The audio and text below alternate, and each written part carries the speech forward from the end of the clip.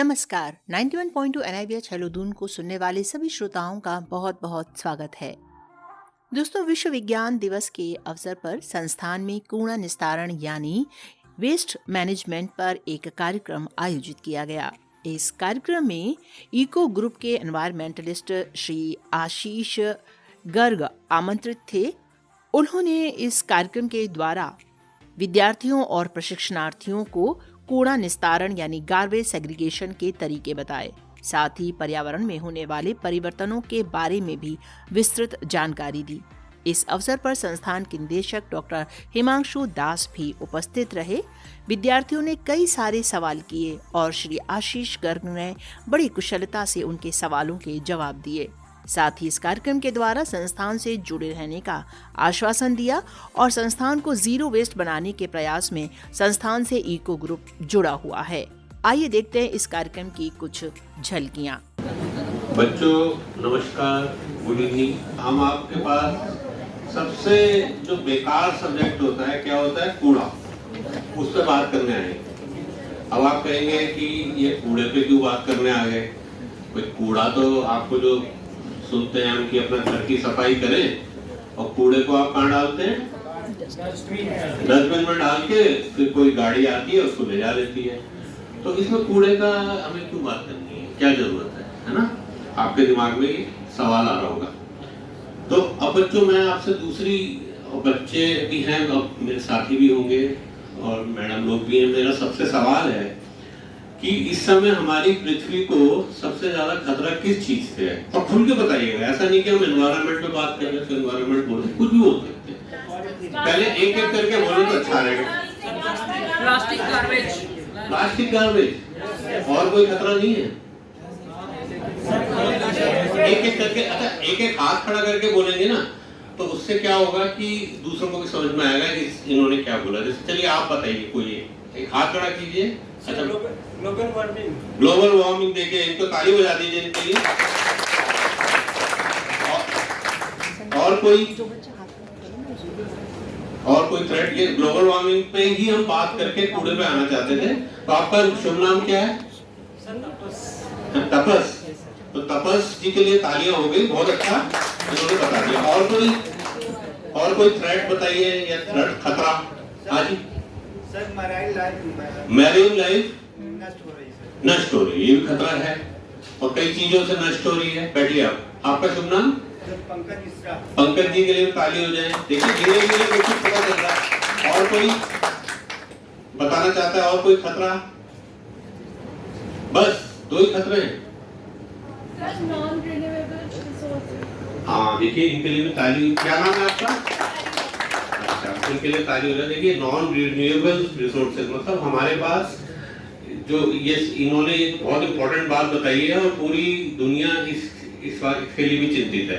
तो अभी मैं ज्यादा इसके बारे में नहीं बताता, मुझे लगता है एक हल्का सा हमारा इस पे कवर हो गया। अच्छा, मेरे साथ हम लोग, मैं ये बता दूं कि हम लोग इको ग्रुप एक हमारी सोसाइटी है जो इन्हीं चीजों पे काम कर रही है, जैसे क्लाइमेट चेंज से रिलेटेड जो हमारी अवेयरनेस करनी है हमें। देखिए क्या होता है कि अवेयरनेस बहुत कम है। आप लोग कोई भी काम करते हैं तो सबसे पहले तो उसकी जानकारी होनी चाहिए हमको। बिना जानकारी के काम करेंगे तो कोई फायदा नहीं है। तो आज हम एक छोटी सी जानकारी लेंगे कि हम किस सिलसिले में बात करना चाह रहे हैं। तो हमारी इको ग्रुप सोसाइटी है और मेरे साथ मेरे जो इको ग्रुप के सेक्रेटरी है मिस्टर अनिल मेहता जी भी आए हुए हैं। और तो अभी जैसे चेतना मैडम से हमारा डिस्कशन और हो रहा था, तो हम आपके पास कई बार आएंगे। तो अब मैं आपसे एक और चीज पूछना चाहता हूँ और आपको एक, जैसे कहते हैं ना, गोल देना चाहता हूँ। आप अपने NIVH को क्या जीरो वेस्ट बनाना चाहते हैं? Yes sir. बस बनाना तो चाहते हैं, लेकिन क्यों बनाना चाहते हैं और क्या होता है जीरो वेस्ट? कौन बताएगा? नहीं मालूम है तो कोई बात नहीं, हम अभी इसे। हाँ बताइए सर, आपका शुभ नाम सर? मेरा नाम अमित रंजन है सर। अमित रंजन। हाँ जी, अमित रंजन जी आप बताइए, NIVH को यदि हम जीरो वेस्ट बनाएं तो जीरो वेस्ट क्या होता है और कैसे इसको, मतलब क्यों बनाना चाहिए? जीरो वेस्ट हमें इसलिए बनाना चाहिए कि जिससे सबसे पहले तो पॉल्यूशन कम हो, जो गार्बेज है जी, उसको हम अपने रोज़मर्रा की ज़िंदगी में यूज़ करें, बहुत अच्छा, और इससे हम प्रकृति में प्रदूषण को कम करने में भी अपना बहुत योगदान दे सकते हैं। तो देखिए, ये हम लोग कई जगह जाके कैंपेन करते हैं, अवेयरनेस करते हैं। बैठिए आप प्लीज। तो बहुत अच्छा, इनके लिए भी ताली तो हो ही जाए। ताली बजाना वैसे भी स्वास्थ्य के लिए बड़ा अच्छा है ना। हमारा एक्यू प्रेशर, एक्यू पंक्चर एक सुना होगा आपने, होता रहता है। तो एनीवे, तो देखिए अब मैं आपके पास डायरेक्ट सब्जेक्ट पे आता हूँ। देखिए क्लाइमेट चेंज की जो बात हुई अभी, तपस जी ने बताया, ग्लोबल वार्मिंग। देखिए क्या हो रहा है कि हमारी पृथ्वी आज से 100 साल पहले बिल्कुल सही तापमान पे थी और कोई उसको बहुत बड़ा कम से कम ये खतरा नहीं था। लेकिन जैसे जैसे मनुष्य ने अपनी कन्वीनियंस के लिए, मतलब अपनी सुख सुविधाओं के लिए इंडस्ट्रीज लगानी शुरू की, कार बनानी शुरू की, और भी बहुत बिल्डिंग्स बनानी शुरू की, और भी कई कई भांति भांति की हमने जब बनानी शुरू करी, जो बड़ी जरूरी भी थी हमारे सर्वाइवल के लिए। और अपने होता है ह्यूमन एक इंटेलिजेंट एनिमल कह सकते हैं उसको, बहुत चीजें करना चाहता है, तो उन्होंने कई बड़ी रफ्तार से कई चीजें की। तो ये अच्छा तो रहा, हमारी मतलब सुविधाएं हुई, मेडिकल फैसिलिटीज देखिए कितनी अच्छी हो गई, इंफ्रास्ट्रक्चर फैसिलिटी हमारी बहुत अच्छी हो गई। लेकिन इसके साथ साथ क्या हुआ कि हमारी पृथ्वी का तापमान धीरे धीरे बढ़ने लगा। वो क्यों? क्योंकि जब हमने ये सब एक्टिविटीज की तो कुछ, आपने ग्रीन हाउस गैसेस का नाम सुना होगा, तो आप पढ़ते होंगे शायद। तो ग्रीन हाउस गैसेस में जो हमारी प्राइमरली जो हमारी गैसेस होती हैं, carbon dioxide, methane, nitrous oxide जो हमारी गाड़ियों से निकलती है, गाड़ी के पीछे एग्जॉस्ट से निकलती है, और भी कई हैं छोटी मोटी, जैसे वाटर वेपर्स को भी कहते हैं। और इस तरीके की गैसें जब निकलने लगी तो हमारी पृथ्वी का वातावरण बढ़ने लगा, और इतना बढ़ने लगा जो साइंटिस्ट जब इस पर रिसर्च करने लगे, उन्हें यह लगा कि यदि हमने कुछ नहीं किया और इसी रफ्तार से चलते रहे तो इस सदी के अंत तक ये जो तापमान है, तो पृथ्वी का जो एवरेज टेम्परेचर जो रहा करता था, कंफर्टेबल टेम्परेचर, उससे 4 डिग्री से भी ऊपर चला जाएगा। अब 4 डिग्री बहुत बड़ा टेम्परेचर नहीं लगता है, लेकिन इसके प्रभाव बड़े भयावह होंगे, बड़े डेंजरस किस्म के होंगे। जिसमें से आपको जो एक अभी मेरे सवाल का जवाब एक जो दिया, मैरीन लाइफ, देखिए उससे क्या है कि हमारे सी है, जो समुद्र है, उनका टेम्परेचर भी बढ़ने लगा है। तो उससे वो जो हमारे अंदर कोरल्स, उस समुद्र के अंदर कोरल्स होते हैं, दुनिया भर की मैरीन लाइफ होती है, वो अफेक्ट होने लगी है। दूसरा, हमारा जैसे ग्लेशियर्स हैं वो मेल्ट हो रहे हैं, जो पोलर बियर है, हमारे पोल्स पे जो बर्फ जमी रहती है वो भी धीरे धीरे पिघल रही है, उससे सी लेवल राइज हो रहा है। तो मैं आपको अभी बताने बैठूंगा ये सब तो आपका पूरी शाम निकल जाएगी, इतनी ज्यादा थ्रेट्स है इससे। दूसरा क्या है, हमारे फूड प्रोडक्शन पे, या हमारे कई जो मानसून साइकिल है ये अफेक्ट होने लगेगी। मैं आपको एक छोटा सा एग्जांपल दूं, इसी साल केवल क्लाइमेट चेंज की वजह से जो हमारा गेहूं, इंडिया का गेहूं का और राइस का प्रोडक्शन कम हो गया है। तो जो इंडिया हमारा जो दूसरे देशों को गेहूं भेजता था, इस बार हमको अपने हाथ खींच लेने पड़े क्योंकि हमारा प्रोडक्शन थोड़ा कम रहा। तो मैं आपको एक छोटी बातें बता रहा हूं, लेकिन ये क्लाइमेट चेंज के बड़े मल्टीफेरियस इफेक्ट्स हैं। और उसी के साथ साथ जब हमारी पॉपुलेशन बढ़ी, जो करीब जब कब 10 करोड़ 11 करोड़ होती थी और आज हम 1.4 बिलियन पहुंच गए हैं, तो हमने एक कूड़ा भी जनरेट करना शुरू कर दिया। तो ये मिला जुला, कूड़े से क्या होता है, कूड़े को हम जब प्रोसेस नहीं कर सकते तो हम क्या करते हैं, उसको नदियों में फेंक देते हैं, या उसको हम एक लैंडफिल है वहां फेंक देते हैं, या उसको जलाने लगते हैं, या हम उसको सड़क पे ही फेंकने लगते हैं, जो हमको सब तरफ मतलब फैला दिखता है। और जो हमारे पशु हैं जो बड़े नादान होते हैं, जैसे गाय कुत्ते होते हैं, वो खाने के साथ साथ उनको भी निगल जाते हैं, तो उनकी भी मौत हो रही है। और उन्हीं का, जैसे गाय का दूध भी हम पी रहे हैं तो किसी ना किसी फॉर्म में हमारे पास आ ही रहा है। और अब जो लैंडफिल में हमारे मसूरी के बड़े अच्छे पहाड़ हैं, अब हमारा एक शीशमबाड़ा जगह है, देखिए हमारे जो, अब जैसे शुरू में बात हुई थी कि यहाँ से हमारा जो कूड़ा निकल रहा है, कभी आपने सोचा है वो कहाँ जा रहा है? हमने ये सोचा, हमने अपना कैंपस साफ कर दिया, घर साफ कर दिया, उसके बाद हमें शायद उसकी तरफ हमारा ध्यान नहीं गया। लेकिन मैं आपको बताना चाहूंगा कि पूरे देहरादून का करीब 400 टन कूड़ा निकल के एक शीशमबाड़ा जगह है, वहां पर जाता है। तो आज की डेट में छोटा सा हिल तैयार हो गया है वहां पर भी। तो किसने सोचा था कि देहरादून जैसी जगह जहाँ पे पर्वतों से घिरी हुई जो श्रृंखलाएं हैं, एक श्रृंखला हमारी कूड़े की भी बनने लग जाएगी और उस कूड़े में आग भी लगने लगी है। और कभी कभी बारिश होती है तो कूड़े का जो केमिकल्स, जिसको हम लीचेट बोलते हैं, ये वर्ड याद रखिएगा, आपको बाद में काम आएगा। लीचेट होता है जो कूड़े का जो रिस्क है, जो भी चीजें निकलती हैं वो हमारी ग्राउंड वाटर टेबल से मिलके एक आसान बैराज है पास में, हमारा बड़ी अच्छी झील है वहीं पे पास में, तो वहां पर जितने पशु पक्षी हैं वो उसको पी के मर रहे हैं। तो मैं आपको अभी मैं इसलिए कह रहा था कि मैं आपको बताने बैठूंगा तो बहुत सारे आपको इसको डेंजरस इफेक्ट्स मिलेंगे। हमारा देखिए, जैसे मैंने कहा सी वाटर लेवल राइज होगा तो हमारी जो कोस्टल सिटीज हैं, जैसे मुंबई है, चेन्नई है या दूसरे सिटीज हैं, इनकी हमारी लैंड लूज होगी, तो वहां पे जो लोग बसते हैं वो निकल के उनको कहीं और जाना पड़ेगा। और जैसे बांग्लादेश जैसा जो एक कंट्री है जो बिल्कुल सी पे ही निर्भर है, तो उसके लोग कहाँ जाएंगे? अभी इतना मुश्किल है एक देश से दूसरे देश में जाना, लेकिन यदि क्लाइमेट चेंज की ये भयावह हो जाएगी, 4 डिग्री से टेम्परेचर ऊपर निकल गया तो बहुत भयावह इसके परिणाम होंगे और हमारी आने वाली जनरेशन तो बहुत ही सफर करेगी। तो अब हम सबका दायित्व ये बनता है कि इस टेम्परेचर को कम करें। तो हम ऐसा तो नहीं है एकदम कम कर देंगे, एक दिन का काम नहीं है। यदि 100 साल बढ़ने में लगे हैं तो उसे कम करने में भी थोड़ा टाइम लगेगा। तो जो हमारे करीब 170 देश हैं, मैं आज आपसे बात कर रहा हूँ, इजिप्ट में इस पे अभी भी कॉन्फ्रेंस चल रही है जिसको बोलते हैं कॉन्फ्रेंस ऑफ पार्टीज।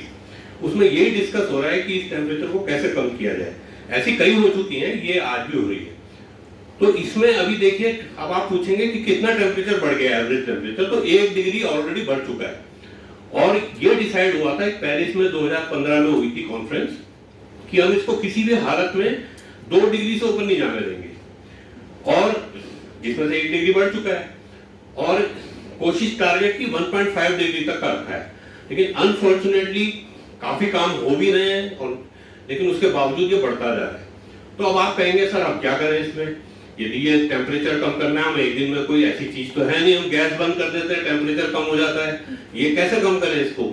तो इसमें देखिए, जो हमारे हाथ में हम वो करें।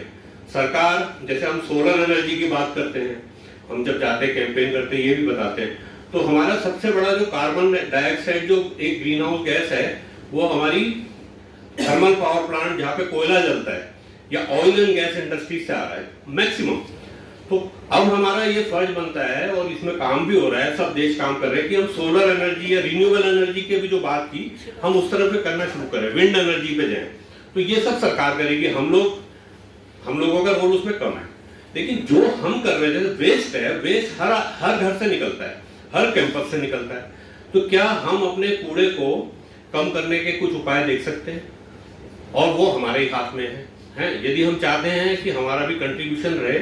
और ये केवल देखिए, ये मत सोचिए कि मैं नहीं करूंगा या मैं करूंगा, ऐसा नहीं है, ये हम सबको मिलकर करना पड़ेगा। हम कोई आज शुरू कर सकता है, कोई 1 महीने बाद शुरू कर सकता है, लेकिन अब हमको कूड़े के बारे में सोचना पड़ेगा। तो आज सबसे पहले धन्यवाद चेतना मैडम को जिन्होंने हमें कॉन्टैक्ट किया।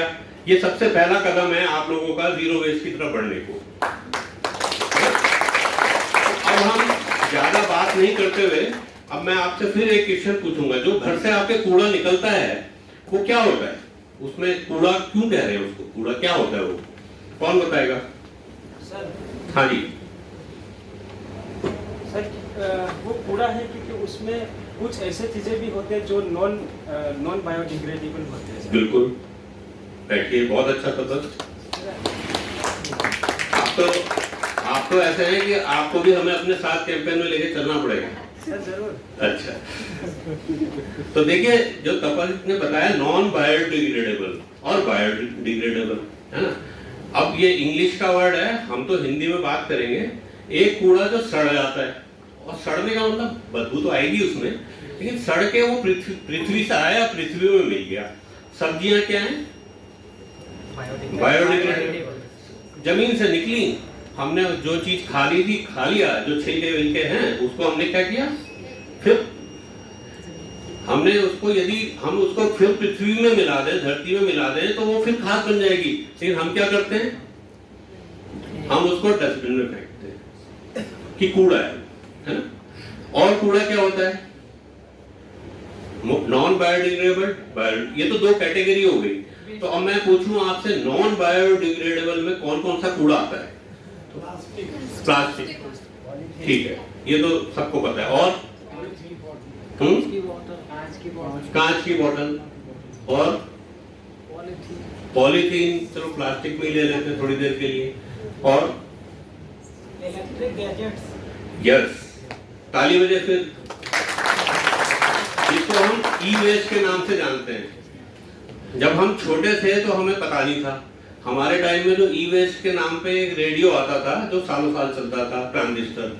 लेकिन आज की डेट में आप लोगों के पास, सबके पास जेब में मोबाइल है ना, दुनिया भर के गैजेट्स आ चुके हैं, कंप्यूटर्स आ चुके हैं, कई तरीके की बैटरीज हैं, इलेक्ट्रॉनिक बैटरीज हैं, वैसी बैटरीज हैं। तो ये जो कूड़ा है, देखिए अभी जब हम यहाँ आ रहे थे इसी पे बात हो रही थी कि यदि हमें ये, हमारे लिए कन्वीनियंट तो बहुत है। देखिए कम्युनिकेशन कितना आसान हो गया हमारा इससे। आज आप घर पे, यहाँ पे बैठ के आप घर पे बातें करते हैं तो बहुत जरूरी है। लेकिन जब हम उसे कूड़े में फेंक देते हैं तो वो डेंजरस हो जाता है। क्यों? जो आपके कोई भी जो सर्किट बोर्ड होता है इसके अंदर, जो उसका ब्रेन होता है, उसके अंदर आपके जो जिस चीजों से बना होता है उसमें लेड होता है। लेड जो शीशा बोलते हैं, नॉट शीशा, लेड है, उसमें आर्सेनिक है, बहुत, ये सब पॉइजन है, मरकरी है। लेकिन साथ साथ इसमें चांदी भी है और प्लेटिनम भी है। तो चांदी, प्लेटिनम हमारी ऐसी बड़ी कीमती चीजें हैं और लेड वगैरह पॉइजन है। तो यदि हम इसको अलग रखें, इस कूड़े को कूड़े में ना मिलाएं, तो ये अभी कई इंडस्ट्रीज खुल चुकी हैं जो इसमें से लेड वगैरह ये सब निकाल के उनको फिर रीयूज करती हैं। लेकिन अभी क्योंकि हम उसे कूड़े में मिला देते हैं तो कूड़े में से जाके तो कोई निकालने से रहा। तो एक ये बहुत अच्छा बताया ई वेस्ट। और कौन सा कूड़ा होता है हमारे घर से जो निकलता है? देखिए आप लोग पहले जब तक कूड़े को जानेंगे नहीं तो फिर हम उसके बारे में कुछ नहीं कर पाएंगे। और क्या निकलता है बताओ? कुछ भी, देखिए एकदम निसंकोच बताइए, क्योंकि कूड़ा तो कूड़ा है। कपड़े भी हो सकते हैं, लिक्विड वेस्ट भी हो सकता है, सैनिटरी पैड्स भी हो सकते हैं, दवाइयां नहीं हो सकती क्या? हो सकती है। कोई डायबिटिक होता है, वो इंजेक्शन इंसुलिन के लेते हैं तो उसके सुई साथ वहीं फेंक दिया, सिरिंज फेंक दी। कोई शेव बनाता है, वो ब्लेड फेंक देता है उसके। अब देखिए खाना भी उसमें फेंक देता है, कुछ थोड़ी सी रोटी चावल दाल बचा वो भी उसमें फेंक देता है। और एक पॉलीथीन में बांध अपने गेट में लटका दिया, या कभी रास्ते में घूमते हुए अपनी स्कूटी से उसे घुमा के फेंक दिया, है ना, निशाना लगा दिया। निशाना तो कूड़ेदान में गया नहीं, वो बाहर पड़ा रहा।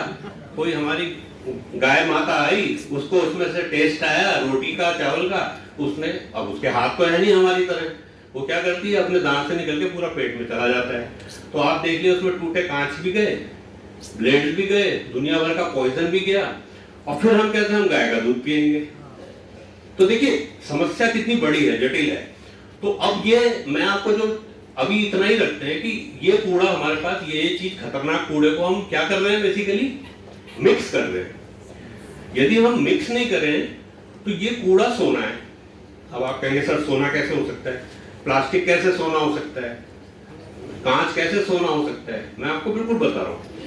अब अखबार है आपके, अब जो हमारे घर में न्यूज़पेपर आता है हम पढ़ते हैं, आप भी ब्रेल के माध्यम से पढ़ते होंगे, उसको आपको पढ़ने के बाद क्या कूड़े में फेंक देते हैं? हम उसको सहेज के रखते हैं और रद्दी में बेच देते हैं। हमको उसका आजकल 20 रुपए रेट चल रहा है पर केजी, तो ठीक है, थोड़ा सा बात पैसे से ज्यादा ये है कि हमने उसको कूड़े में नहीं फेंका। तो आपका इस तरह जो कांच है जो टूट जाता है, हमारी अभी तक यही सोच रही कि उसको कूड़े में फेंक दे। टूटे हुए कांच को भी यदि आप किसी मोटे से रैपर में लपेट के रखें जिससे जो उसको हैंडल करे उसका हाथ ना कटे, वो भी आपका 10-12 रुपए किलो बिक जाता है। बिकने का मतलब नहीं है, वो रिसाइकलिंग हो जाती है, कांच का फिर कांच बन के आता है। ई वेस्ट को यदि आप इस तरीके से अलग रखें तो वो भी एक बड़े यूजफुल नए प्रोडक्ट्स बन के उसके आएंगे, है ना। तो सबसे बड़ी अभी हम जिस टॉपिक पे आना चाह रहे हैं हमारा ये है कि जब तक हम कूड़े को घर में ही अलग अलग नहीं करेंगे, सेग्रीगेशन एट सोर्स ये की है, और इसके अलावा और कोई इस कूड़े को हैंडल करने का साधन नहीं है। एक साधन है, इस कूड़े को हम एक साथ मिक्स करें ले जाएं। सिंगापुर में है, बड़े बड़े प्लांट्स हैं, लेकिन वो बहुत छोटा कंट्री है, वहां पर उनकी इलेक्ट्रिसिटी जनरेशन भी उससे ही, उसको कूड़े को एक बड़ी फर्नेस में जला के कंट्रोल एनवायरनमेंट में उससे वो बिजली भी पैदा करते हैं, उनके पास है। लेकिन इंडिया में ये पॉसिबल नहीं है। तो हमको एक ही कारण है इसको सॉल्व करने का कि हम इसको सेग्रीगेट करें तो क्या होगा, उस कूड़े को अलग अलग ले जाने का प्रबंध है। धीरे धीरे देहरादून में भी फैसिलिटीज आती जा रही हैं, लेकिन सबसे पहले जब तक हम उसको अलग अलग नहीं करेंगे तब तक हमें कोई हासिल नहीं होगा। और क्यों करना है इसको अलग अलग, तो कौन बताएगा? अब मैंने बता दिया, एक बहुत ब्रॉडली आपको बताया है, अब आप मुझे बताइए इसको क्यों अलग करना है। रिसाइकलिंग के लिए हाँ, ये तो ठीक है, वेस्ट मैनेजमेंट हो सके, रिसाइकलिंग भी हो रही है, लेकिन क्यों करना है? पर्यावरण को बचाने के लिए। हाँ, आने वाली फ्यूचर जनरेशन के लिए हम बात कर रहे हैं। और ग्लोबल वार्मिंग की जो बात हुई, तो उसमें देखिए जब आप कूड़े को जलाते हैं या वो सड़ता है ओपन एनवायरनमेंट में, उससे भी मीथेन जनरेशन होती है। तो हमको जो टेम्परेचर है पृथ्वी का, किसी मदद करनी है अपनी भी और सबकी, जो आगे वाली जनरेशन। हमें इस टेम्परेचर को, अब आप आज से जब आप इस बारे में जानना शुरू करें, आप इस टेम्परेचर को मॉनिटर कीजिए कि आज से 2 साल बाद ये 1.1 डिग्री जो बढ़ गया है अर्थ का टेम्परेचर, तो 2 साल बाद कितना है। यदि ये समझ लीजिए 2 डिग्री से ऊपर जाने लगा तो हमारे सबके अस्तित्व पे बहुत बड़ा खतरा है। और उसके ट्रेलर्स हमको अभी देखने को मिल रहे हैं, जिसमें अभी आपको एक छोटा सा एग्जांपल दूं। अभी पिछले हफ्ते की न्यूज है, लद्दाख के पास जो बर्फ पिघली, उसमें क्यों पिघली? क्योंकि हमारा टेम्परेचर राइज हो रहा है कंटिन्यूअस। आज की डेट में जब पिघली वो बर्फ, तो उसके अंदर से कुछ ऐसे वायरस मिले जो बहुत डेंजरस है हमारी ह्यूमन काइंड के लिए। अभी हम कोविड में हमने देख लिया, शायद वो आर्टिफिशियल था या कैसा था हमें मालूम नहीं, लेकिन उसने हमें कितना परेशान किया 2 साल के लिए, और अभी भी उसका प्रकोप पूरा गया नहीं है।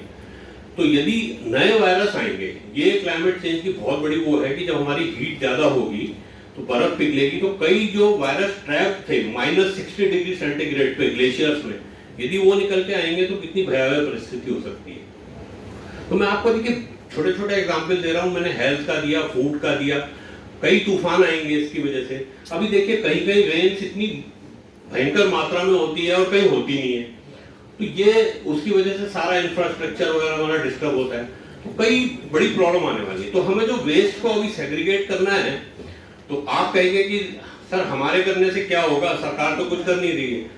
सरकार पे मत छोड़िए, हमारा जो दायित्व है उसको करना शुरू करें। सेकेंडली, आपको अपने कैंपस को जीरो वेस्ट बनाना है, और ये पहला एक इंस्टीट्यूट होगा मेरे ख्याल से। यदि मैं ये मानता हूं कि यहाँ के बच्चे सबसे ज्यादा सिंसियर हैं, यदि वो जीरो वेस्ट बनाने की एक्सरसाइज में आगे लगे तो मुझे विश्वास है कि 4, 5, 6 महीने में कर भी डालेंगे। और एक बहुत बड़ा आप एग्जाम्पल सेट करेंगे कि जब NIVH इसको एक जीरो वेस्ट कैंपस हम बना सकते हैं, तो ये मैसेज सब जगह जाएगा। तो इसलिए 2 कारणों से आप कीजिए, एक तो आपकी ये रिस्पॉन्सिबिलिटी है, तो सबसे पहले क्या है, सेग्रीगेट करना कल से शुरू कीजिए। तो उसमें करने के लिए कुछ नहीं करना है, जो भी आपके पास प्लास्टिक, अब प्लास्टिक वेस्ट पे बात करें तो क्या क्या प्लास्टिक वेस्ट निकलता है आपके यहाँ से इंडिविजुअल? पैकेट निकलते हैं, बिस्किट के पैकेट निकलते हैं, चॉकलेट के पैकेट निकलते हैं, ये सब निकलता है। इनको आप अलग अलग करना शुरू कीजिए, ठीक है। उसको किसी, फिलहाल आप छोटे बैग में ही रख सकते हैं उसको। अब देखिए, एक पॉलीथीन के बड़ा बैग रख लीजिए, उसी में उसको रखते जाइए और थोड़ा सा कॉम्पैक्ट करते चले जाइए, तो आप विश्वास नहीं मानेंगे, जो 20 दिन का कूड़ा करीब आपका पास आ जाएगा। लेकिन हमने जो इको ग्रुप ने एक और बड़ी सरल विधि ढूंढी है, जो आपकी पानी पीने की बोतल होती है 1 लीटर की, यदि आप उसको थोड़ा सा मोड़ के वही जो प्लास्टिक में यदि उस बोतल में डालना शुरू करें और किसी स्टिक से उसको अच्छी तरह कॉम्पैक्ट करें, तो आपकी इको ब्रिक बन जाएगी। और वो कैसे बनेगी, हम थोड़ा सा उसको हार्ड होना चाहिए, क्योंकि हम उससे स्ट्रक्चर्स बनाते हैं, जैसे ईंट की तरह यूज करते हैं। तो वो हमारी मैडम से बात हुई है, हम एक वर्कशॉप अलग से करेंगे। तो आपको जो प्लास्टिक वेस्ट आपके पास आता है उसे अलग अलग करना शुरू कीजिए। तो वो उससे क्या होगा कि आपका एक कूड़ा जो अभी निकलता था, जो आपकी बकेट जिसमें डालते थे वो भर जाती थी, तो आप देखेंगे कि क्योंकि वॉल्यूम प्लास्टिक का बहुत ज्यादा होता है, तो वो आप देखेंगे कि आपका कूड़ा बहुत कम हो गया। सेकेंडली, जो आपकी ये घर से या किचन से जो भी निकलती है, आपकी सब्जी के छिलके निकलते हैं या थोड़ा बहुत खाना बच जाता है, इसको भी मिक्स मत कीजिए। ये इससे बहुत बड़ा अच्छा कंपोस्ट बन सकता है। तो ये भी कूड़ा है और इसको कंपोस्ट बनाने में कुछ नहीं है। केवल यदि आपके पास जगह है, एक छोटा सा गड्ढा खोद दीजिए, 2 गड्ढे खोद दीजिए और एक गड्ढा जब तक आपका उसमें डालना शुरू कीजिए, थोड़ी मिट्टी डाल दीजिए, फिर उसमें सब्जी डाल दीजिए, फिर मिट्टी डाल दीजिए। जब ये हो जाए उसको 1 महीने के लिए छोड़ दीजिए, दूसरे गड्ढे को यूज कीजिए या तीसरे गड्ढे को यूज कीजिए। यही चीज आप गमले में कर सकते हैं या कोई बड़ी बाल्टी लेके उसमें छेद करके नीचे कर सकते हैं। तो ये आपका कंपोस्ट बनेगा, उनको फिर आप अपने फूल या सब्जी उगाते हैं उसमें डाल सकते हैं। देखिए पहले होता ही है और ये अभी भी गांव में यही हो रहा है। गांव में थोड़ा ये सब करते हैं कि उसको सब्जियों के छिलके आके देहरादून के यहाँ मंडी के पास वहां पे फेंकने जाते हैं, है ना, वो वहीं पे उसको कंपोस्ट करते हैं। तो हम क्यों नहीं कर सकते? हम इसलिए नहीं करते, हम सही बताएं, हम लोगों की आदत बदल गई है और ये हैबिट, ये जो हम आपसे आज बात कर रहे हैं, ये अपनी आदतें चेंज करने का। अब आदतें चेंज करना बड़ा मुश्किल होता है। मैं हर साल, नया साल आता है, मैं सोचता हूँ अपना वेट 5 किलो कम करूंगा, लेकिन होता नहीं है क्योंकि मैं अपनी हैबिट चेंज नहीं करता, चीनी खानी बंद नहीं करता, ज्यादा दौड़ना नहीं शुरू करता, तो मैं नहीं हो रहा हूँ। लेकिन मेरे मोटे होने और पतले होने से जो ग्लोबल वार्मिंग की समस्या हल नहीं होने वाली है। हमें जो बात कर रहे हैं, हम अपनी पृथ्वी को बचाने की बात कर रहे हैं इस समय। तो पृथ्वी को बचाना है अपनी आने वाली जनरेशन के लिए, क्योंकि हम लोग अभी कंज्यूमर हैं। हम क्या कर रहे हैं? एंजॉय करो, पृथ्वी को दोहन करो उसका, उतना और इतना ज्यादा दोहन करने लगे हैं कि अब पृथ्वी के जो रिसोर्सेज रीजनरेट होते थे, अब वो कम होते जा रहे हैं धीरे धीरे। मतलब ऐसा हो गया है कि यदि आप 1 जनवरी से अभी 2023 में यदि आप उसको दोहन करने लग जाएंगे, मतलब रिसोर्स जो हमारे हैं, पानी है, अनाज है या मिट्टी है या जो भी हम यूज करते हैं, वो केवल जुलाई तक चलेगा। समझ रहे मेरी बात? जुलाई के बाद पृथ्वी रीजनरेट नहीं कर पाएगी, तो क्या होगा? वो जुलाई से मई में आएगा, मई से अप्रैल में आएगा और एक दिन ऐसा आएगा पृथ्वी एक नॉन रीजनरेटिव, मतलब उसका कोई रिसोर्स जनरेशन होना बंद हो जाएगा। ये फैक्ट है, मैं आपको कोई ऐसा पढ़ी लिखी जो मैंने रिसर्च पढ़ी है वो ही बता रहा हूं। तो इसलिए हमारा ये है कि पृथ्वी को रिकूप होने को छोड़ दे। कोविड पीरियड में आपने देखा होगा, जो लॉकडाउन पीरियड में आपको महसूस हुआ होगा कि कितनी स्वच्छ हवा हो गई है, पक्षी आने शुरू हो गए थे, हिरन हमारे हरिद्वार के हाईवे पे दौड़ रहे थे। तो इसका मतलब हमारी पृथ्वी अपने को रीजनरेट करना शुरू कर दिया था। लेकिन अनफॉर्चुनेटली अब हम रीजनरेट इसलिए नहीं हो रही है कि हम अब उसके बाद हम फिर फुल फोर्स से उसको कंज्यूम करने पे लग गए हैं कोविड के बाद। ये एक बहुत बड़ी चिंता का विषय है। हमें अपनी हैबिट चेंज करनी पड़ेगी। यदि हम इसको रीजनरेशन, पृथ्वी को अपने आप रिकूप होने के लिए नहीं छोड़ेंगे तो हमें बहुत बड़े लेसन मिलेंगे। लेकिन मैं आपको डरा नहीं रहा हूँ। देखिए, हम जब एक अच्छे काम के लिए सब लोग जुड़ते हैं तो हमारी सबकी ताकत भी बढ़ती है। अभी हम कम लोग हैं। आज आप जैसे लोगों के साथ हमारा जुड़ना हुआ है, कल ये मल्टीप्लाई हो रहा है और भी कई एनजीओ कंपनीज काम कर रही हैं। तो ये धीरे धीरे जब हम सब लोग जुड़ेंगे तो हम पृथ्वी को ताकत प्रदान कर पाएंगे, जिससे फिर वही बात आती है कि हम इस पृथ्वी को बचा पाए। और पृथ्वी को बचाना, हम उसे माँ कहते हैं, हमारा फर्ज है। यदि वो हमें इतना फीड करती है, हमको इतना सब कुछ देती है, तो हमारा भी हक बनता है। तो हम क्या कर सकते हैं? कूड़े से शुरू करें। हम और आपके पास आके और कई बातें करेंगे, लेकिन फिलहाल हम कूड़े को सबसे पहले पकड़े और कोशिश करें उसको सेग्रीगेट करें। सेग्रीगेट होने के बाद जो आपके पास प्लास्टिक कभी जमा हो जाती है, उससे पहले ही हम एक वर्कशॉप करेंगे जो इको ब्रिक्स आप उससे बना सकते हैं। और जो मोटा प्लास्टिक है वो भी कबाड़ी खरीद लेता है। तो यदि आपके पास काफी जमा हो जाए तो किसी कबाड़ी से कॉन्टैक्ट कर सकते हैं, वो उसको उठा के ले जा सकता है। या कुछ एनजीओ भी हैं, नगर निगम की गाड़ियां हैं, उसको ले जाती है क्योंकि वो रिसाइकलिंग हो जाती है। और इको ब्रिक्स बना के आप हमें देंगे, हम आपके कैंपस में बड़े सुंदर स्ट्रक्चर भी बना सकते हैं मिलके। वो हम कैसे करेंगे वो बात की बात। तो आज हम अपना काम वेस्ट पे कंसंट्रेट करें कि वेस्ट को कैसे, जब तक सेग्रीगेट नहीं करेंगे तो हमारा कोई फायदा नहीं है ना, नहीं तो वो कूड़ा ही रहेगा। इसीलिए जब मैंने कहा जब कूड़े को अलग अलग करेंगे तो हर एक जो अलग अलग की हुई चीज की वैल्यू है। और आने वाला, आपको मैं एक प्रॉमिस कर सकता हूँ कि आने वाला जो हमारा फ्यूचर है वो वेस्ट हैंडलिंग में, उसमें बहुत बड़े जॉब अपॉर्चुनिटीज आने वाली है। तो आप सब लोगों को भी उसमें, यदि आप वेस्ट के बारे में और धीरे धीरे जानेंगे तो उसमें आपको अच्छे कैरियर, आपके चांसेस भी है। ये मैं आपको प्रलोभन नहीं दे रहा हूँ, दिस इज फैक्ट, है ना। अब मैं आपसे बस, मेरे ख्याल से मैं बहुत ज्यादा बोल गया हूँ। अब मैं चाहूंगा आप कुछ क्वेश्चन पूछें जो आपके दिमाग में आए हैं किसी भी सिलसिले में, कैसे हम जीरो वेस्ट बनाए या क्या है, और कुछ जानना चाहते हैं कूड़े के बारे में, तो मैं आपको 5-10 मिनट उसके लिए आपको जवाब दे सकते हैं। गुड इवनिंग सर, मैं शुभ्रा। सर मेरा एक क्वेश्चन है, जी। जैसे आपने बताया कि कुछ चीज़ें ऐसी होती है, कुछ कूड़ा ऐसा होता है जो सड़ और गल जाता है, और कुछ कूड़ा ऐसा होता है जो सड़ता और गलता नहीं है। जी। तो सर जैसे कांच है और प्लास्टिक है, तो सर ये रिसाइकिल कैसे होगा? क्योंकि जब कांच जो है वो क्षणभंगुर होता है, तो उसको रिसाइकिल कैसे किया जा सकता है? हाँ देखिए, आपने सही कहा कि क्षणभंगुर होता है कांच, लेकिन ऐसा होता है कि हमारे पास जैसे कांच है, उसका जो पुराना स्वरूप है और टूटने के बाद भी वो पुराना स्वरूप में ही है। ठीक है, हमारी जो जिसके लिए हम यूज कर रहे थे, शायद प्लेट थी या कुछ गमला था या कुछ था, वो कप था, लेकिन अब क्या है कि जब हम उसको दोबारा से उसको टूटे हुए फॉर्म में या ओरिजिनल फॉर्म में भेजेंगे तो उसकी बड़ी बड़ी फैक्ट्रीज हैं, तो उनको क्या करता है, हाई टेम्परेचर पर गलाया जाता है और फिर उनसे नए प्रोडक्ट किसी दूसरे शेप के बना लेते हैं। तो इसी को हम रिसाइकलिंग कहते हैं। मैं एक चीज बताना भूल गया, एक ना 3R का कॉन्सेप्ट है। देखिए वेस्ट मैनेजमेंट में आपको पता होगा 3R क्या है। पहला क्या है, रिड्यूस है सबसे। हाँ वैसे तो देखिए अभी 8R तक आ गया है, पर हम अभी 3 तक लिमिट रखेंगे। पहला R है हम रिड्यूस करें। पहले बात तो हम इन चीजों को कम से कम लाएं, यदि हमारा काम चलता है तो। जो उपभोक्ता और वो जो हमारा चल रहा है कंज्यूमरिज्म जो इंग्लिश में बोलते हैं, उससे थोड़ा सा बचना शुरू करें कुछ पीरियड के लिए। तो ये क्या है कि जब हम रिड्यूस करेंगे तो हमारे घर कूड़ा अपने आप ही कम होता चला जाएगा। दूसरा रीयूज करें और तीसरा रिसाइकिल करें। रीयूज में यह है कि मान लीजिए आपके घर में एक टेबल है, अब आपको उसे आप मतलब जला देंगे या तोड़ देंगे, थोड़ा सा आप मुझे जैसे हमें दे देंगे तो हम क्या करेंगे, उसको रिपेयर करवा लेंगे।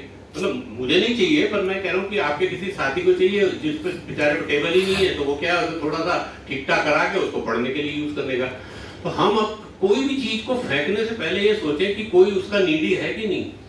जैसे कपड़े की किसी ने बात की थी, एक बड़ा अच्छा इनिशिएटिव यहाँ पे शुरू हुआ था स्टेशन के पास। वो क्या करते थे, जिस पे अपने कपड़े होते थे वो लटका के रात में चले जाते थे, जो जिनको यूज नहीं करते थे, और जिनको यूज चाहिए होता तो उठा के ले जा लेते थे। तो देखिए ये रीयूज का एग्जाम्पल बहुत अच्छा है।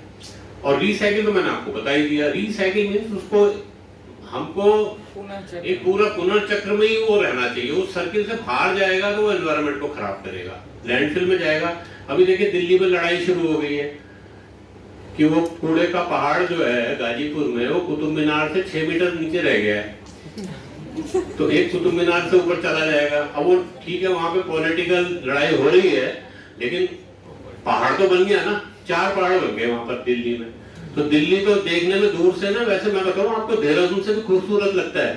कोहरे के दिन जाए आपको दूर से पहाड़ ही दिखता है वो, लेकिन पास जाएंगे तो आपको पता चलेगा उसमें चील और जल रहा है और बदबू आ रही है। तो देखिए हम कहाँ आ चुके हैं ना, ये वाली बात हम कर रहे हैं। हाँ और कोई क्वेश्चन? नाम भी बताइएगा अपना। Good evening sir, Gaurav this side. थोड़ा पास कर लीजिए। Good evening sir, Gaurav this side.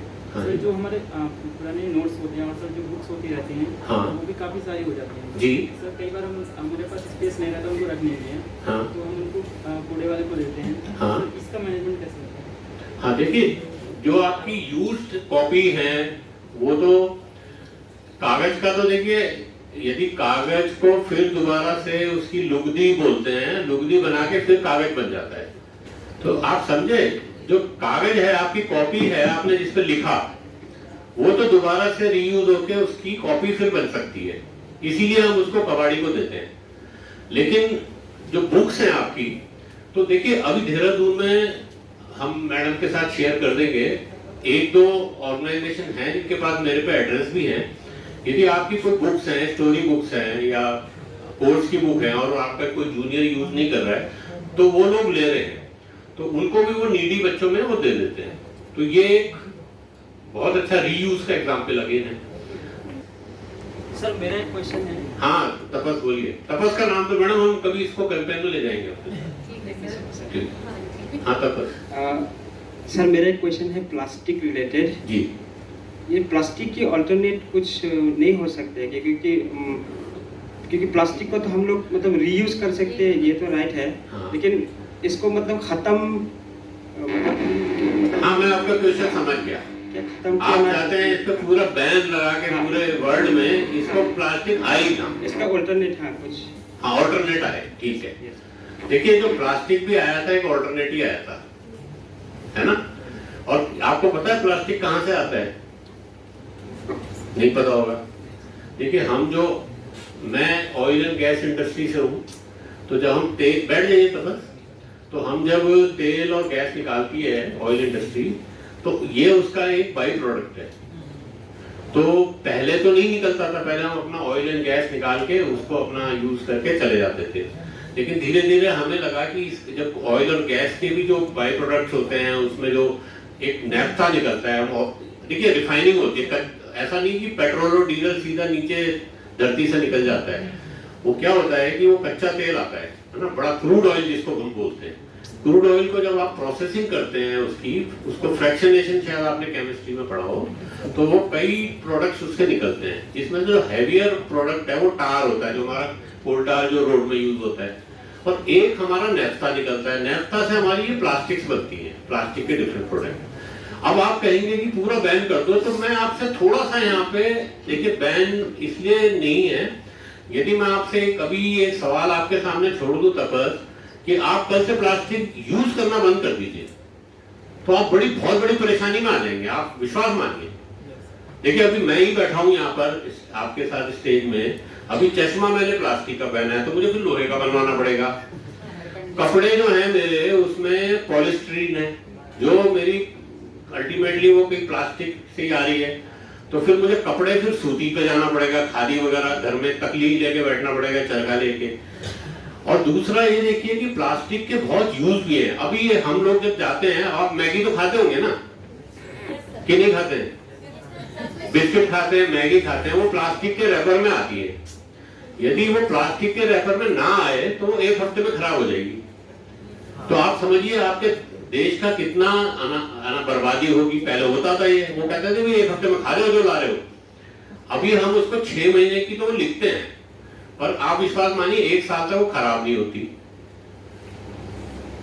अब प्लेन है, आपके जो एरोप्लेन्स हैं, यदि उसमें हम पहले स्टील का या जो दूसरे प्रोडक्ट्स होते थे, अब प्लास्टिक की गैजेट्स आ गए जिससे प्लेन आपका हल्का रहता है, कार भी फॉर दैट मैटर, उसमें आपका एनर्जी कंजम्पशन बहुत कम होता है, तो आपकी फिर पेट्रोल और डीजल की बचत हो रही है। तो देखिए, प्लास्टिक तो जरूरी है, मैं उसको बैन करने के मैं पर्सनली पक्ष में नहीं हूँ, ये हमारी कई बार डिस्कशन भी हो जाता है।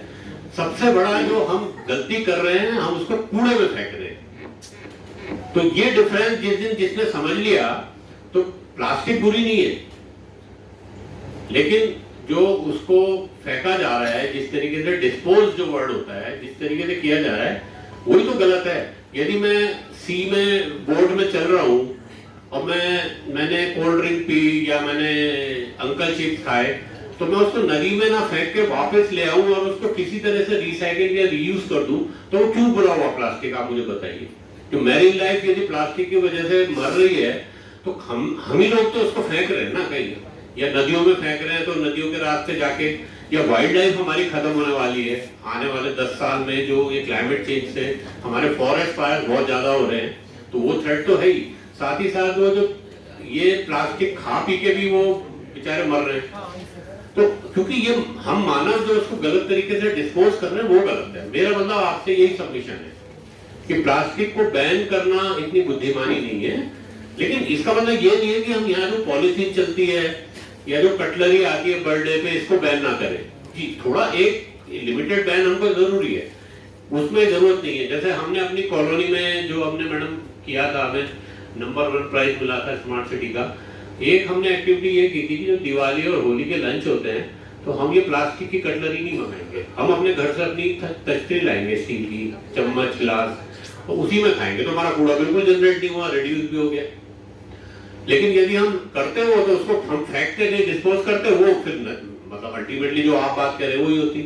तो अब हमको ये देखना है कि हम कम से कम यूज करें। लेकिन जैसे अब मैगी है, मैगी आ रही है, बिस्किट आ रहे हैं, चॉकलेट आ रही है, अब ये तो प्लास्टिक में ही रैप होना ठीक है मेरे ख्याल से। नहीं तो क्या होगा, आपका फूड वेस्ट होगा काफी ज्यादा। शेल्फ लाइफ जिसे कहते हैं ना, वो शेल्फ में रखिए किसी दुकानदार के 6 महीने के लिए, तो फिर वो 1 महीने में हटाना पड़ेगा, नहीं तो आप उसको कहेंगे एक्सपायरी क्यों दे रहा है भाई हमको, तो ये वेस्टेज है। तो प्लास्टिक के बहुत अच्छे यूजेस हैं, मैं प्लास्टिक पे भी बहुत देर उसके यूज पे बात कर सकता हूँ, अंतहीन सब्जेक्ट है वो। लेकिन अभी फिलहाल ये है कि हम ये करें कि हम उसको डिस्पोज गलत तरीके से करना बंद करें। नाम समीर खान है सर, समीर फर्स्ट ईयर से हो। अच्छा सर, हम सब जानते हैं कि कंटिन्यू 3 साल से मध्य प्रदेश, 5 साल से मध्य प्रदेश में इंदौर ने क्लीन सिटी का खिताब जीता है। बिल्कुल सही बात। हम यहाँ रह रहे हैं, हम यहाँ पढ़ रहे हैं, जिसको हम सब देवभूमि मानते हैं जी। तो इसकी ये क्लीन सिटी की कंपेन कब से शुरू होगी यहाँ पर? बस आज से शुरू हो गई ना, देखिए। और आप ब्रांड एम्बेसडर हैं। देखिए समीर जी, आपने बहुत अच्छी बात कही कि कब से शुरू होगी। तो जैसा मैंने कहा, देखिए हमारी आदत की बात है। जी सर, जी सर। तो यदि हमने आज जो बात की, और भी क्वेश्चन आप कर सकते हैं, यदि हमें समझ में आ रहा है तो शुरुआत यहीं से करें। इंदौर सर, आपने कहा कि आदत की बात है, इंसान अपनी आदत बदल सकता है, उसकी फितरत नहीं बदलती कभी भी। अच्छा, तो अब बुरा नहीं मानेगा, मैं भी कॉन्ट्रीब्यूशन करूं। नहीं सर, सही। तो इंदौर में कौन रहते हैं? इंदौर में सर बहुत सारे रहते हैं ना। जी सर। तो इंदौर में फितरत बदली। जी सर, गवर्नमेंट है ना सर, वहाँ पे रूल्स बने हुए ऐसे। नहीं, देखिए रूल्स अच्छा, अब इंदौर का कभी आज देखिए टाइम नहीं है। जी सर। हम किसी दिन आपके साथ बात करके इंदौर का एनालिसिस करेंगे। जी जी सर। देखिए आपकी बात सही है कि गवर्नमेंट भी स्ट्रांग होनी चाहिए, जो लीडर्स भी विजनरी होने चाहिए। मैं आपकी बात पर इत्तेफाक रखता हूँ, थैंक यू सर। लेकिन फॉर्चुनेटली देखिए विजनरी यहाँ पर भी कई लीडर्स होंगे, लेकिन वो उनके पास हम जब कभी बात होती है वो कहते हैं हमें जनता का सहयोग नहीं मिलता कि जनता जी कैसे करेंगे। देखिए आज मैं पलटन बाजार से सुबह निकल रहा था 7 बजे, तो हर दुकान के पास कम से कम मतलब एक ढेर कूड़ों का लगा हुआ था, और हमारे सफाई कर्मचारी उसको क्या कर रहे थे, उसे साफ करके वहीं नीचे नाली में डाल दे रहे थे। कल वो फिर पानी से बहा के वो कहाँ जाएगा पता ही है आपको, बिंदाल या रिस्पना में, फिर आपको वहां दिखेगा। तो अब वो आपकी बात वहां तक सही है कि थोड़ा हमको दंडात्मक कार्यवाही भी करनी चाहिए। जी सर। हम थोड़ा वो लगाए, तो ये मिला जुला प्रयास है। लेकिन देखिए मैं ये कहूँ कि मैं जैसे कहता ना कि लाइसेंस बनाना मेरा फर्ज है, लाल बत्ती पे रेस लगाना ना लगाना मेरा फर्ज, मुझे करना चाहिए, है ना। अब चालान हो जाए उसके बाद मैं सुधर जाऊं, इससे अच्छा मैं ट्रैफिक रूल का पालन करूं, भले ही मेरे को थोड़ा सा 5-10 मिनट लेट हो जाए। तो ये वेस्ट मैनेजमेंट भी वही है कि हम क्यों ना अपने आप शुरू करें।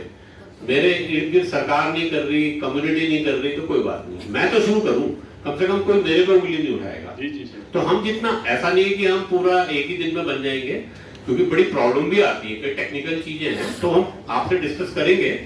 लेकिन फिलहाल ये है कि हम ब्रॉडली तो उसको सेग्रीगेट करना शुरू करें। जी, good evening sir, good evening everybody. Sir मेरा सवाल ये है कि आप नाम बता दीजिए। Roshan Kumar, Roshan MEd first year. Roshan ji बोलिए। यस, मेरा सवाल ये है सर कि पॉल्यूशन कंट्रोल के लिए 1985 में गंगा एक्सेल प्लान आया था। हाँ जी उसको फिर से रिफाइन करके फिर से गवर्नमेंट ने उस स्कीम को लॉन्च की, जी। करोड़ों रुपए उसमें खर्च हुए। उसके बाद मोदी जी 2014 में स्वच्छ भारत अभियान नाम से स्कीम चलाई। जी, one world one sun one grid नाम का कॉन्सेप्ट आया सोलर प्रोटेक्शन के लिए, सही कहा आपने। उसका यूज करने के लिए। बाकी एमएसएमई द्वारा जेड नाम का एक कॉन्सेप्ट लाया गया कि जीरो डिफेक्ट जीरो इफेक्ट। जी, इतने कुछ प्रयास के बाद भी अभी पॉल्यूशन अपने चरम पे है। जैसे कार्बन इमिशन की बात होती है, पूरी दुनिया उसकी लड़ रही है। अभी पेरिस एग्रीमेंट और अभी फिर से COP 27 हो रहा है इजिप्ट में। इतने कुछ करने के बाद भी सर पॉल्यूशन कंट्रोल नहीं हो रहा, हर साल टेम्परेचर बढ़ रहे हैं। इस पे सर गवर्नमेंट की प्रॉब्लम है या इंसान की प्रॉब्लम है या अवेयरनेस की प्रॉब्लम है, ये मैं जानना देखिए ये प्रॉब्लम बहुत बड़ा सब्जेक्ट है, इसको मैं इतनी जल्दी आपको नहीं बता पाऊंगा। लेकिन देखिए आप ऐसा मत सोचिए प्रयास नहीं होते। मैं आपको जर्मनी का एग्जांपल देता हूँ। आपने वन प्लेनेट वन सोलर की बात की, तो देखिए उन्होंने ये डिसाइड कर लिया था कि हमारे जितने भी फॉसिल फ्यूल से पावर प्लांट बनेंगे हम बंद कर देंगे। उन्होंने कर भी दिया था। लेकिन अब इसको आप किस्मत कह सकते हैं कि इतने में रशिया और यूक्रेन वार हो गई, तो उनको जो एनर्जी सप्लाई होती थी वो बंद हो गई, तो उनको अब फिर दोबारा से वो प्लांट चालू करने पड़े। तो ऐसा नहीं है कि कई कंट्रीज ने किया है। और इंडिया में यदि आप बात करें, इंडिया में भी बहुत काम हो रहा है ऐसा। जैसे इंदौर का ही देखिए, कॉम्पिटिशन हो रहे हैं सिटीज के समय। देहरादून का अभी शायद आपको मालूम ना हो, करीब 69 की हमारी रैंकिंग है। आज से करीब मैं करीब 5 साल पहले शायद ये 273 पे थी, तो हम इम्प्रूव होकर 69 पे आए। तो ये देखिए जागरूकता बढ़ रही है।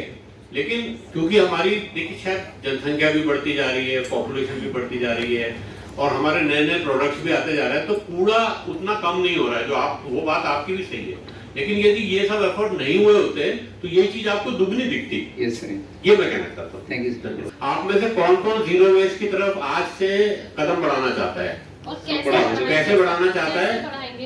एक छोटी सी बात मैं बताना चाहती हूँ। अगर आप लोग अपने घर में से प्लास्टिक इकट्ठा करना चाहते हैं जो आपके यूज का है, कौन कौन सी चीजें हैं, फटाफट से कोई बताएगा? मैंने सर ये एक्सपेरिमेंट अपने घर में किया था। अच्छा। तो कम से कम 15-20 दिन तक मेरे घर में अगर कूड़े वाली गाड़ी नहीं आती थी तो हमारे घर में बिल्कुल बहुत थोड़ा सा ही कूड़ा इकट्ठा होता था। वो कैसे? जितने शैम्पू की बॉटल्स होते हैं, जो भी प्लास्टिक होता है, जितना भी प्लास्टिक और सूखा प्लास्टिक, उसको मैंने हमेशा अलग किया। और जैसे मान लीजिए किसी के ऊपर रैपिंग अगर आ रही है, गत्ते की आ रही है या कागज की आ रही है, किसी भी तरह का रैपर है, तो वो गया कागज की रद्दी में, ठीक है। और जितने भी तरह का प्लास्टिक था, शैम्पूज की बॉटल जैसे मैंने बताया है, कोई भी प्लास्टिक वो बिल्कुल अलग। और फिर इसके अलावा जो घर का कूड़ा होता था, मतलब घर के जो पील्स होते हैं, सब्जी के जो छिलके होते हैं या खाना जो होता है, वो अलग। तो इस तरीके से और हाँ, एक और इम्पॉर्टेंट चीज़ कि जो भी सेल्स होते हैं, मैं कभी उसको कूड़े में या मिट्टी में नहीं फेंकते, उसको हमेशा सेल्स हो गए या इस तरह की चीज़ें, उसको हम अलग अलग करके रखते हैं। अभी डायरेक्टर सर डॉक्टर हिमांशु दास सर का अभी सर आए हैं, एक बार उनके लिए तालियां।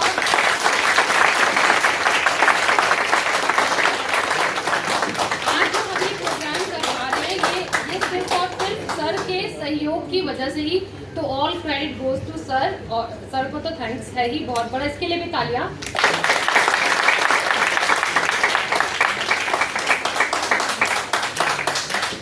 हमारे साथ आशीष जी और अनिल सर हैं, जो आज पूरे सेग्रीगेशन पर, वेस्ट मैनेजमेंट पर सर आज उस पर बात।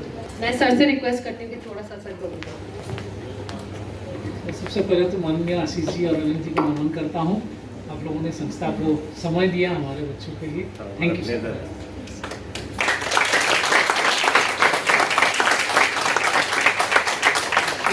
और उनके टीम को बहुत बहुत अभिनंदन ज्ञापन करता हूँ कि आप लोगों ने इस प्रकार का कार्यक्रम के बारे में सोचा, जो कि बहुत ज़रूरी है। मैं 8-9 देशों में गया, इसमें ब्रिटेन भी था, स्कॉटलैंड भी था, इंग्लैंड, चेक Republic, Austria, Hungary, Germany, Australia. तो एक चीज़ में हम जितने मर्जी कंपेयर कर ले, एक चीज़ में कदम रखते ही पता लगता है कि इंडिया और विदेश में फ़र्क क्या है। बाकी गोरे काले ये वो बाकी कहने के लिए तो हज़ारों चीज़ें हैं। कंपटीशन में आज की डेट में हम कहीं ज़्यादा पीछे नहीं हैं, हर क्षेत्र में हम लोग आगे हैं। हेल्थ टूरिज्म, बाहर के लोगों आज की डेट में हमारे यहाँ इलाज कराने आ रहे हैं, यूनिवर्सिटीज़ में पढ़ने आ रहे हैं, IITs है, हर चीज़ देश में है। जो एक चीज़ में कहीं भी दूर दूर तक हम उनके सामने सर उठा के बात नहीं कर सकते हैं, वही शायद ये वेस्ट मैनेजमेंट ही है।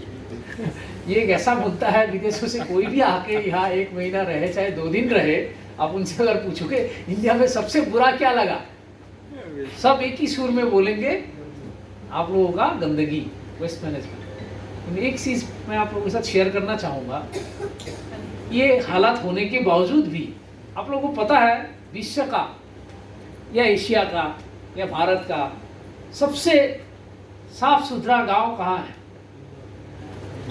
सुना है आप लोगों ने? वो भी तो इंडिया में है, वो भी तो इंडिया में ही है, वो भी इंडिया में ही है।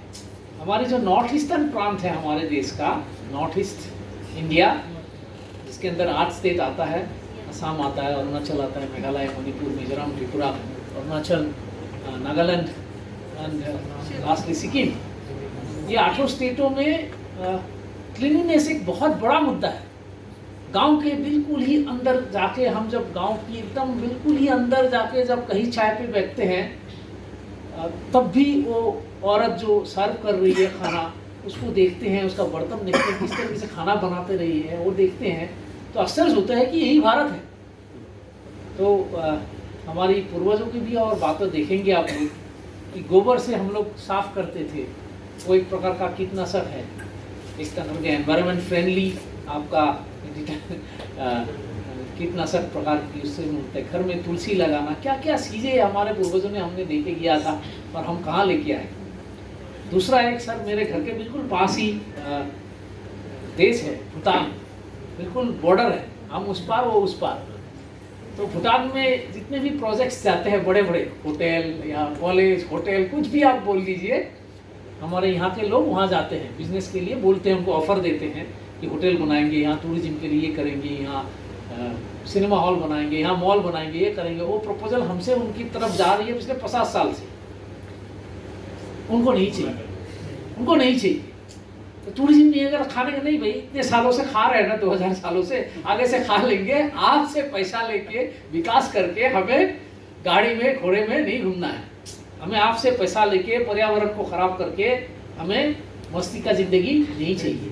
तो पर्यावरण को इतना ज़्यादा इंपॉर्टेंस दे रहे हैं कि मेरे घर में स्कूटर मोटरसाइकिल नहीं है, मेरे घर में गाड़ी घोड़ा नहीं है, कोई बात नहीं, मेरा देश जो है वो विश्व का। तो ये बात पता है कि नहीं आप लोगों को? है भूटान किसलिए फेमस है? भूटान 3 कारण से फेमस है। हैप्पीनेस के लिए वर्ल्ड का एकमात्र ऐसा प्रांत है जहाँ कार्बन मतलब इंसान या जानवर या जो भी हम लोग मिलके जो प्रकृति के ऊपर निगेटिव असर डालते हैं, निगेटिव असर में हमारा स्कोर, इंडिया का स्कोर जो है टॉप 10 में है वर्ल्ड में, और भूटान सबसे नीचे, और हमारा बिल्कुल पड़ोसी देश। दूसरा देखिए, इससे जुड़ा हुआ चीजें जो है, इसका मतलब विकास तो नहीं हो रही, बिल्कुल विकास के नाम पे भूटान का बिल्कुल फट्टा है। इंडिया के हिसाब से देखेंगे तो बिल्कुल क्या भट्टा बैठा हुआ ना, क्या बोलते हैं हिंदी में? हाँ। उसके बावजूद भी वो लोग वो WHO को सिखा रहे हैं, विश्व के अलग अलग प्रांत को सिखा रहे हैं कि वर्ल्ड इकोनॉमिक इंडेक्स और ये उल्टा पुल्टा इंडेक्स से देश को मत नापिए, वर्ल्ड हैप्पीनेस इंडेक्स से देश को नापिए। और जब हैप्पीनेस इंडेक्स से आप नापोगे तो आपको पता लगेगा कि भूटान विश्व का टॉप 3 में हमेशा से, उस साल से 10 साल पहले ये मेजरमेंट शुरू हुई थी, पिछले 10 साल से वर्ल्ड का टॉप हैप्पीनेस कंट्रीज में से भूटान का नाम है।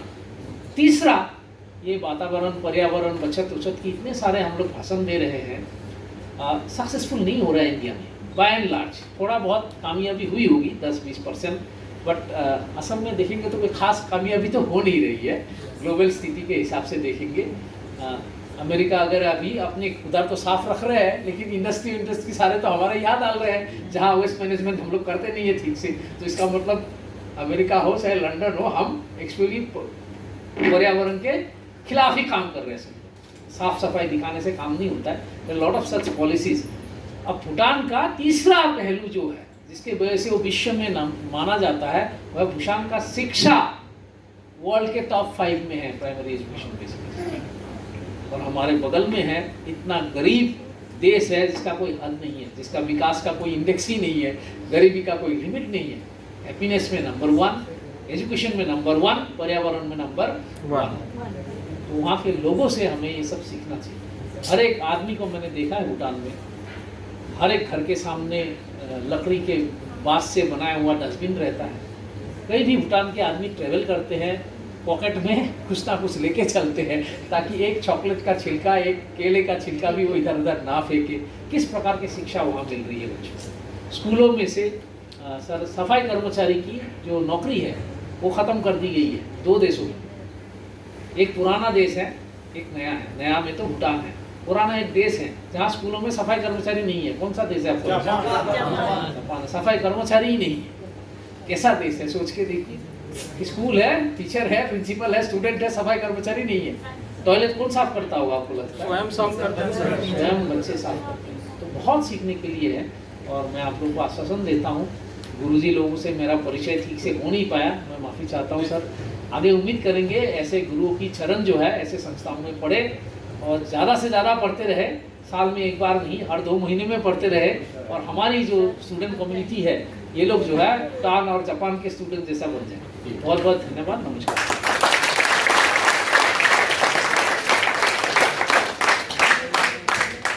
सर के मैसेज के साथ हम कार्यक्रम का समापन करेंगे। बस सर, हम जब आप आए, आपने हमारे दिल की बात की, भूटान की बात करी। देखिए भूटान, जैसा सर ने बताया, सारे देश जो कार्बन इमिशंस कर रहे हैं वो सबसे बड़ा कार्बन एब्जॉर्बर है। तो इनफैक्ट वो उनके राजा का एक बार मैंने यूट्यूब पे सुना भी था, आप भी सुन सकते हैं। वो यही बात कह रहे थे कि हम जब कार्बन को पूरा देश का एब्जॉर्ब कर रहे हैं तो निगेटिव कार्बन उसमें है, तो आप यदि हमें इंसेंटिव देना चाहते हैं उसी हिसाब से इंसेंटिव भी दे सकते हैं, मतलब तो ये बनता है हमारा देना उनको। और दूसरा सर हमने ये एक थोड़ा सा एक इस डायरेक्शन में बात करी कि why not to start NIVH as a zero waste campus. तो ऐसा नहीं है सर, टाइम लगता है हर चीज़ में, हर इंस्टीट्यूट का अपना अपना एक कंपोजिशन है, कॉन्स्टिट्यूशन है, उसको कैसे हम कर सकते हैं समझ के, तो हम इस डायरेक्शन में काम कर सकते हैं। मे बी 1 ईयर के अंदर सर वी आर कॉन्फिडेंट ये हो सकता है। तो ये एक हमने मैसेज देने की कोशिश की। और इसके लिए जो दूसरा सर एक सेग्रीगेशन जो एट सोर्स है, this is the key to waste management. तो हम इन लोगों के साथ मिलकर कुछ वर्कशॉप करके किस तरीके से प्लास्टिक को हम कर सकते हैं और रीयूज कर सकते हैं। हम लोग सर जो प्लास्टिक वेस्ट है, जो MLP जिसे बोलते हैं, मल्टी लेयर प्लास्टिक, जो चॉकलेट, बिस्किट, पॉलीथीन, ये सब रैपर्स हैं, इनको हम एक इको ब्रिक्स की फॉर्म में यूज करके कई स्ट्रक्चर्स बना रहे हैं देहरादून में। हमने करीब 15 के करीब बनाए हैं, जिसमें राजभवन में जो गवर्नर थी, पूर्व गवर्नर, उन्होंने बुलाया था, वहाँ भी बनाया। तो यहीं के कैंपस में यहीं के लोगों का वेस्ट, जो ये प्लास्टिक वेस्ट से जो इको ब्रिक्स बनेगी, उसी के हम सब छोटे छोटे स्ट्रक्चर्स बना सकते हैं, यूजेबल स्ट्रक्चर। तो उससे एक मैसेज आता है कि देखिए जो प्लास्टिक अभी तक एनवायरनमेंट को दूषित कर रहा था, now that is being reused for the general benefit. This is the way we want to work. And obviously जो वेट वेस्ट वगैरह है, इसके भी हम कंपोस्ट कर सकते हैं। इवन जो आपके सर कैंपस में जितने पेड़ हैं, उनके भी कंपोजिशन हो सकता है, वो सब चलता है। आप देहरादून में हमने काम किया है। तो ये सब चीज़ें यदि हम करें, और कुछ सोलर वगैरह पे भी हम बात करते हैं, क्लाइमेट चेंज से रिलेटेड, तो जीरो एनर्जी बना की तरफ भी हम बाद में बढ़ सकते हैं। जैसे इलेक्ट्रिसिटी कंजप्शन यदि हम हो रहा है तो वो फॉसिल फ्यूल से ही हो रहा है, तो उसको कैसे कम करें, हम भी अपना कंट्रीब्यूशन करें।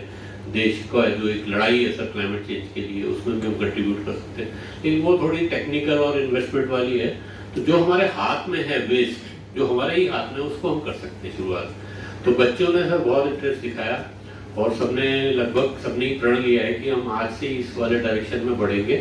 तो मेरा सर और आपके गाइडेंस में, आपका इतना अच्छी सोच है सर, हमें कई जगह जाते हैं तो आपकी सोच, और मैडम भी यहाँ पे जिन्होंने बुलाया हमको लगता है सर ये बहुत अच्छा अपॉर्चुनिटी है कि why not in Dehradun sir NIVH एक दिन खड़ा होकर बताए कि हम लोग जीरो वेस्ट हैं।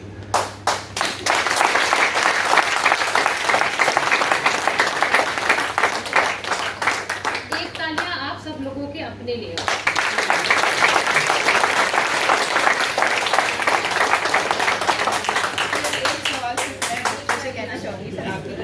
हेमा मैम कुछ कहना चाह रही है बच्चों को? सर से कहना चाहूँगी कि सर आप ये बच्चे सारे हॉस्टल में रहते हैं, तो आप इनसे ये बताएं कि आज से ही वो कैसे अपना कूड़े को, वेस्ट को थोड़ा सा आज से शुरुआत करें। हाँ, तो देखिए अभी बहुत अच्छा सवाल है कि हम आके बात करके चले जाएं, लेकिन शुरू कैसे करें, बिल्कुल सही बात है। तो आप पहले जैसे एक कोई बता दे मुझे, एक बच्चा जो हॉस्टल में रहता है, तो उसके घर जैसे जो भी कूड़ा है वो प्लास्टिक वेस्ट को ऐसा करें, एक कोई बॉटल मैडम यदि उनको उसको प्रोवाइड कर दी जाए जो पानी की होती है 1 लीटर, तो आज से ही वो उसमें क्या करे कि जो भी उसका रैपर है, चॉकलेट, बिस्किट या जो पॉलीथीन है, या और जो थोड़ा सा फोल्डेबल टाइप के रैपर्स हैं, उसको वो बॉटल में डालना शुरू कर दे और किसी स्टिक से उसको कॉम्पैक्ट कर सकता है, जैसे शुरुआत से। तो उससे क्या होगा कि उसको ये आएगा कि जो 1 महीने का लगभग एक हॉस्टल में यदि एक ही बच्चा है, तो उसका 1 या सवा महीने का कूड़ा उसी बॉटल में आ जाएगा। तो लेकिन हुआ क्या कि जो वो कूड़ा डस्टबिन में जा रहा था और यहाँ से क्यूमुलेटिवली वो निकल रहा था, वो लैंडफिल में जा रहा था, वो उस दिन से रुक जाएगा। और वो जो आपने भी ये बात कही, तो वो यदि करें फिर वो जैसे इको ब्रिक बन जाएगी, तो फिर हम उसको कहीं पे स्टोर कर सकते हैं। बच्चों समझ आया कॉन्सेप्ट? मान लीजिए कोई बॉटल है, हाँ, और आपका चिप्स का पैकेट है, तो उस चिप्स के पैकेट को बिल्कुल हाथ में उसको बिल्कुल फोल्ड करके उसे बॉटल में भरते रहिए, है ना। हर कोई अपने पास एक बॉटल रख लीजिए उसमें, है ना, या जब तक बॉटल नहीं मिलती तब तक एक पॉलिथीन में रख लीजिए, और लास्ट में उसको जब आप बॉटल में उसको अच्छे से ठूस कर भर देंगे ना, तो वो एक ब्रिक बन जाएगा सर। हाँ, उससे बिल्कुल। और दबा के देखें, उसमें आवाज नहीं आनी चाहिए। हम लोग तो खड़े होके भी देखते हैं, इतनी हार्ड बना देते हैं। इस तरह की बहुत सारी बॉटल से सर लोगों ने बहुत स्ट्रक्चर्स बनाए हैं। वो हम आपको कभी उसको फील कराने की कोशिश करेंगे कहीं ले जाके ट्रिप पे। आप में से ये काम कौन कौन लोग करेंगे? हाथ खड़ा कीजिए। तो एक काम देखिए, आपने जैसे ये किया तो एक नॉन बायोडिग्रेडेबल वर्ड आया था, तो देखिए आपने जो सबसे टफेस्ट वेस्ट है नॉन बायोडिग्रेडेबल, उसका आज से ही आपने प्रण ले लिया। बाकी देखिए सब्जी वगैरह आप गलती से कहीं कैंपस के बाहर भी फेंक देते, कैंपस में फेंक देते, तो वो सड़ के पृथ्वी में मिल रही है, धरा में हमारी, तो वो नुकसान नहीं कर रही। लेकिन ये प्लास्टिक वेस्ट है, ये बहुत नुकसान कर रहा है। तो आज से यदि आप करना शुरू कर दें और फिर हम मैडम से इंटरेक्ट करके एक बार आके आपको एक हम चाहेंगे मैडम कभी अभी नहीं 15-20 दिन में एक वर्कशॉप ही कर दें, तो हम इंडिविजुअली बच्चों को यहाँ पर कैसे बनाते हैं उसको यदि वो बनाएं, तो फिर हम जब बन जाएंगी फिर इन्हीं के साथ मिलकर हम एक छोटा सा स्ट्रक्चर यहाँ पे बना के जाएंगे। पेड़ के चारों तरफ की बना दिया या कुछ छोटा सा बेंच बना दी, तो इस तरीके से ये होगा कि वो उनको फील भी होगा कि हमारे ही वेस्ट से हमने बेंच बनाई है, हम इस पे बैठते हैं। तो एक ये कहते हैं ना कि बिल्कुल सॉलिड स्टेप है उसमें वेस्ट रिडक्शन में। Thank you.